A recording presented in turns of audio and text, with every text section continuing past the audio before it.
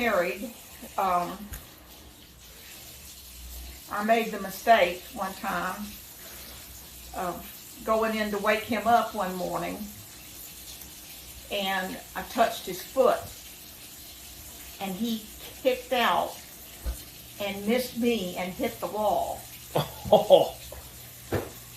And I just kind of stood there, and he said, if you want to wake me up, go around to your side of the bed and call me. Don't touch me. He said, because it's an ingrained reaction from being in Vietnam. He was over there. He was in Vietnam 4 times. Yeah, he did 4 tours. He did 4 tours, 6 months each. And he was stationed in Taiwan, and he went from Taiwan to Vietnam. His last tour, he went for a year to Thailand, and that was after the war had ended, and they were looking for POWs and bodies, for soldiers' bodies. And I remember him telling me one time that he had, they were using M16s. Yeah. At the time. And he was crawling through the jungle. And he had crawled under this tree that had fallen.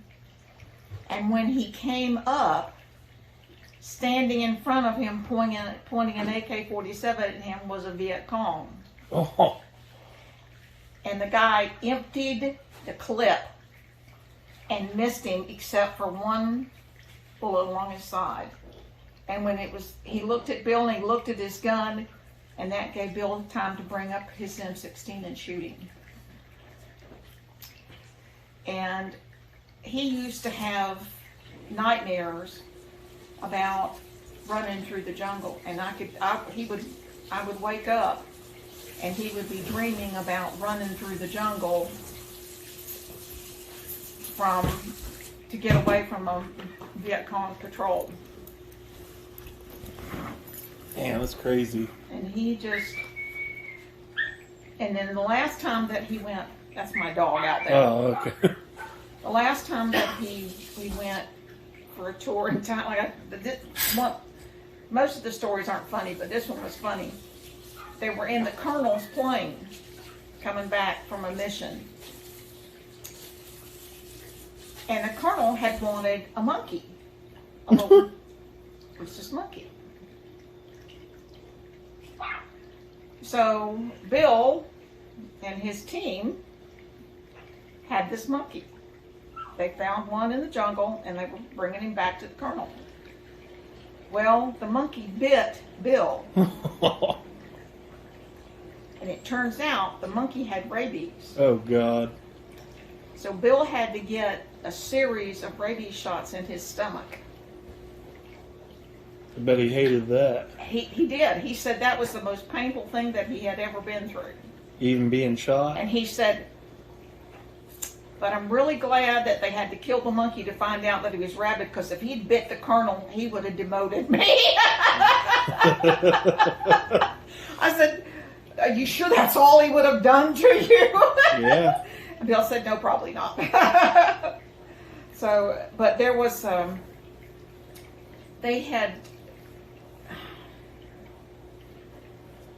it took them a long time after the Vietnam War ended for them to get permission from the North Vietnamese government to go back in and look for bodies, soldiers' bodies.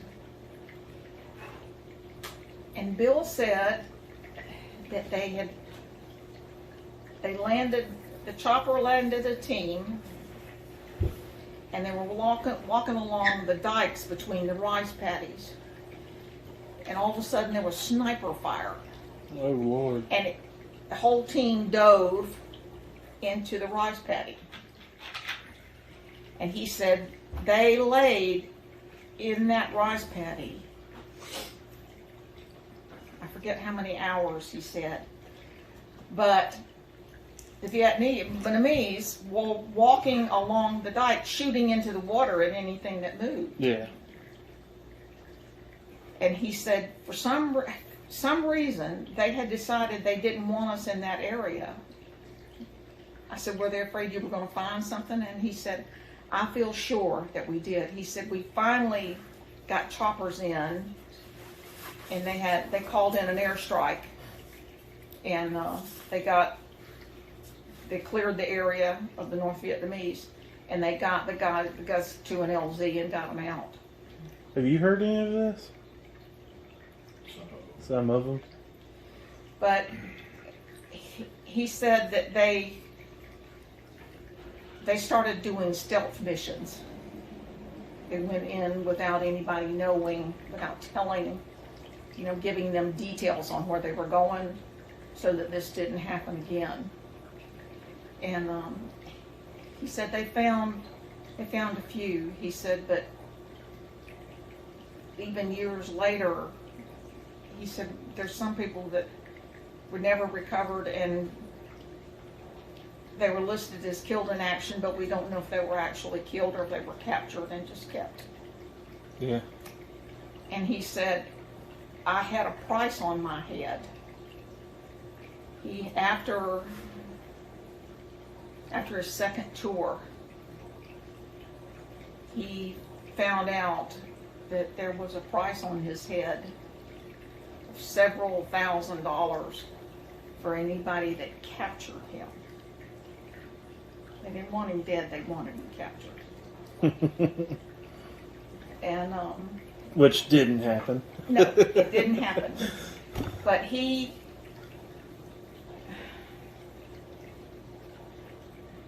I think one of the things that kept Bill sane, because I saw so many guys come back from Vietnam with PTSD, like from Afghanistan and Iraq.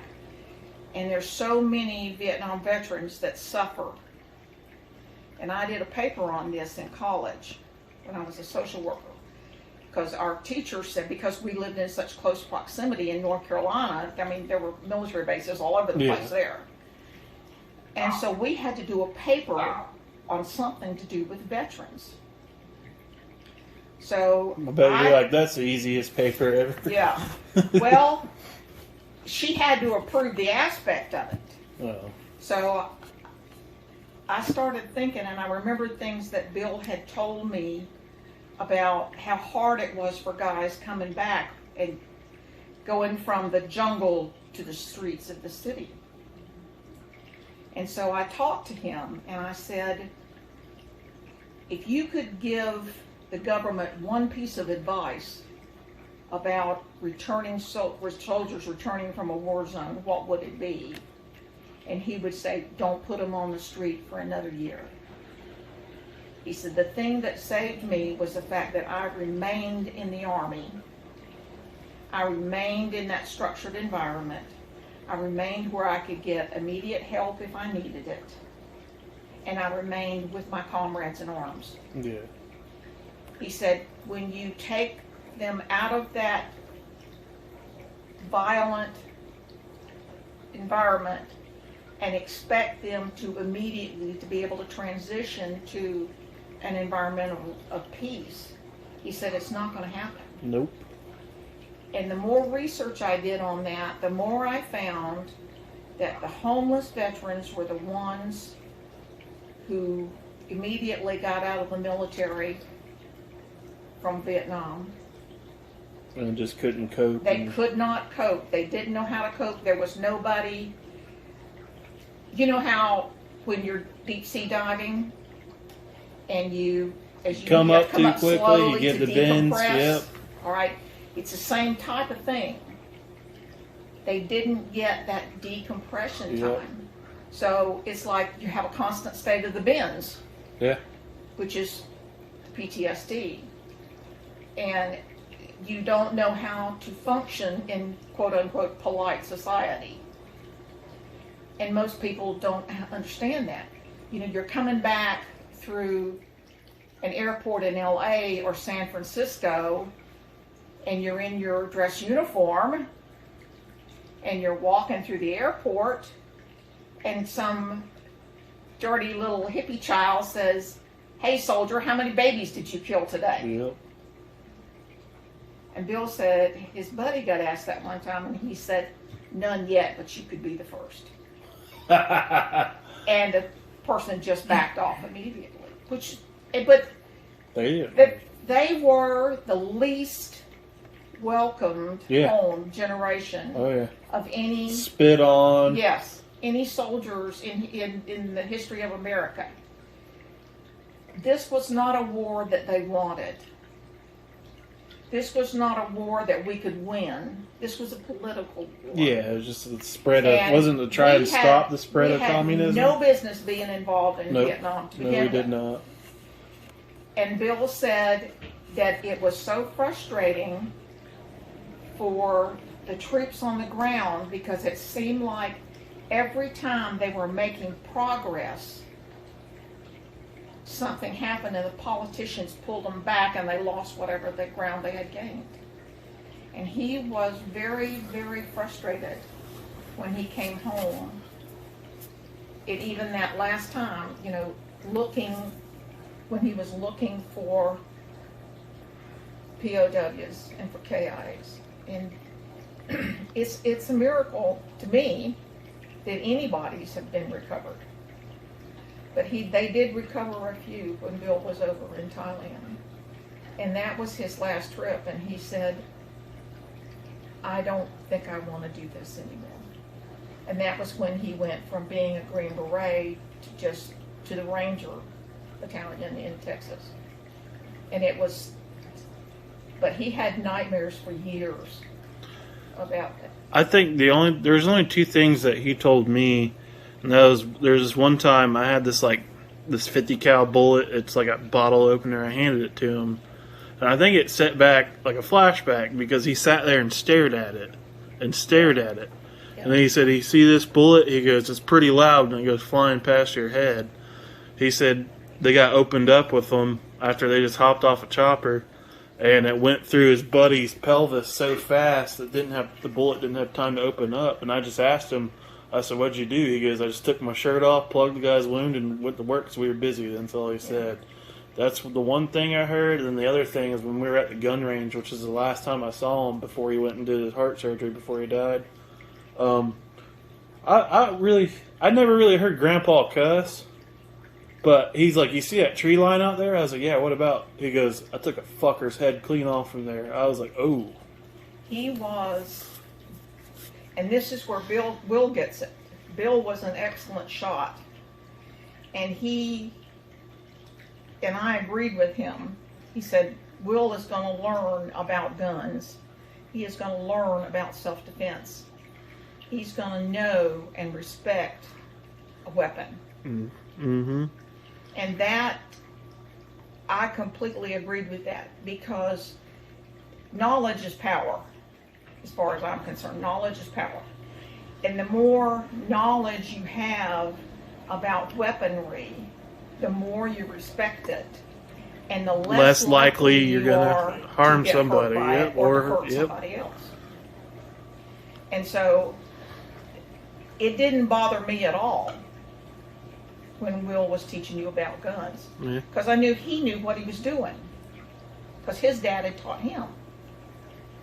And I knew that you would learn respect for weaponry. And that you wouldn't misuse it. If you're going to have a gun in your home and you have children in your home, those children need to know about that gun and why you don't mess with it. Yep.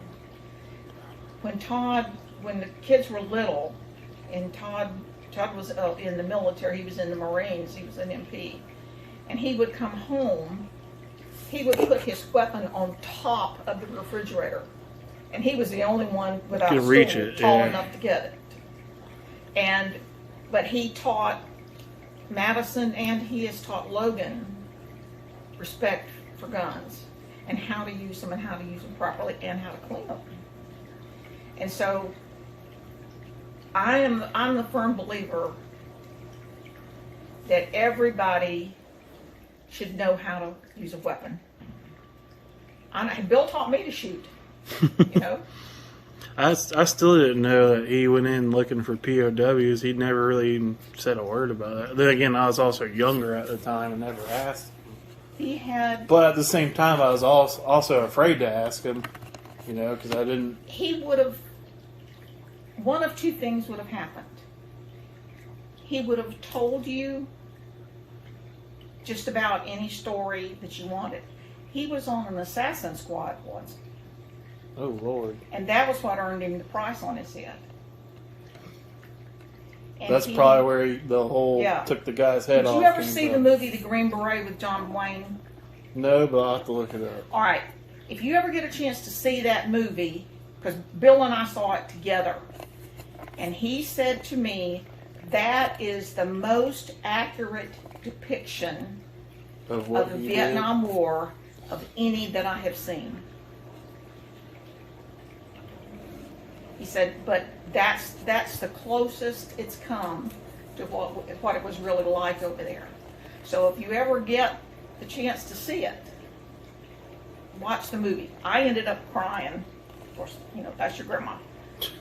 And it made me realize everything that he had gone through. I lost a really good friend that I went to high school with to Vietnam. And Berman died saving four of his platoon members. One guy that went missing and we thought was dead was another classmate. He showed up. Everybody almost fainted when CJ showed up, and he said, I escaped. I got out. And that was almost unheard of, because the Vietnamese called prisons were very, very cruel. They starved them to death. Yeah. And they spent a lot of time. Bill said the one thing that he learned was that they spent a lot of time trying to re-indoctrinate them to turn them to be traitors. Yeah. But he would have told you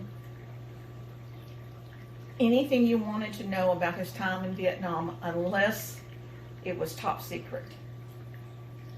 And then he would have just said to you, that's not been declassified yet. I can't talk about that. That's crazy. Because I asked him, one time I asked him about something, and he said, you don't have a clearance for that. And I had a top secret clearance, but I didn't have a most secret clearance. So what I was asking him, he couldn't answer me. He knew the answer, but he wouldn't divulge it. And that was the kind of soldier that he was. They would have had to kill him before he would have turned. Literally. And it wouldn't have mattered how much they tortured him, because that's just the man he was. That's awesome. Yes, he was an awesome soldier.